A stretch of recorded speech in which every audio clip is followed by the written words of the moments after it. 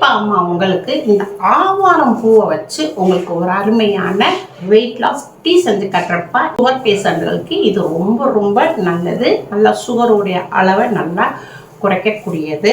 ஆவாரம் பூவை நம்ம சாப்பிடும்போது நம்ம உடம்பு நல்லா ஒரு ஷைனிங்காகவும் இருக்கும், நல்லா க்ளோவாகவும் இருக்கும். வாரத்துக்கு 2 நாள் எடுத்தோம்னா ரொம்ப ரொம்ப நல்லது. ஆவாரம் பூவைப்பா நம்ம ஃப்ரெஷ்ஷாக வாங்கி இதை வெறும் பூவை மட்டும் எடுத்துட்டு இதை நல்லா வாஷ் பண்ணி இதை காய வச்சிருக்கேன். ஒரு இடிகள் எடுத்திருக்கேன். இப்போ இதில் 1 ஸ்பூன் அளவுக்கு மல்லி தனியா போட்டுக்கிடுவோம். 1 ஸ்பூன் அளவுக்கு, 1/2 ஸ்பூன் அளவுக்கு ஒரு சீரகம் போட்டுக்கிடுவோம். ஒரு 1/4 டீஸ்பூன் அளவுக்கு மிளகு போட்டுக்கிடுவோம். அதே ஒரு 1/2 ஸ்பூன் அளவுக்கு நம்ம கொஞ்சமாக சோம்பு போட்டுக்கிடுவோம். சின்ன பீஸ் ஏலக்காய் ஒரு 3 போட்டுக்கிடுவோம். ஒரு பிஞ்ச் அளவுக்கு பட்டை போட்டுக்கிடுவோம். நல்லா தூளாக்கிக்கிறணும்.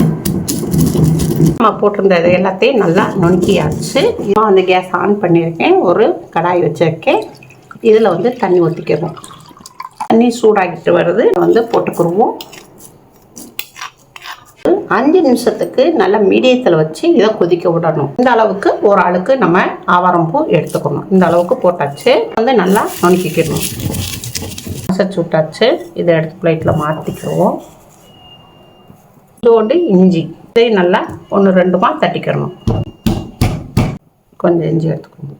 இப்போ தண்ணி நல்லா கொதிச்சுக்கிட்டு வருது. இப்போ கொஞ்சமாக ஒரு சின்ன துண்டு இஞ்சி இடித்து போட்டுக்கிட்டுப்போம். அதே மாதிரி ஆவாரம் பூவையும் இதில் போட்டுக்கிடுவோம். இப்போ ஆவாரம் பூ நல்லா கொஞ்சம் வெந்து வரட்டும். நல்லா தண்ணி கொதிச்சிருச்சு. இப்போ கேஸ் ஆஃப் பண்ணிடுவோம். இப்போ நம்ம கொதிக்க வச்சதை ஜல்லடையில் எடுத்துக்கிடுவோம். எடுத்து வச்ச ஆவாரம் பூ டீயை கிளாஸில் ஊற்றிக்கிடுவோம். தண்ணி ஊற்றிக்கிடுவோம். இப்போ 1 ஸ்பூன் தேன் விட்டுக்கிடுவோம்.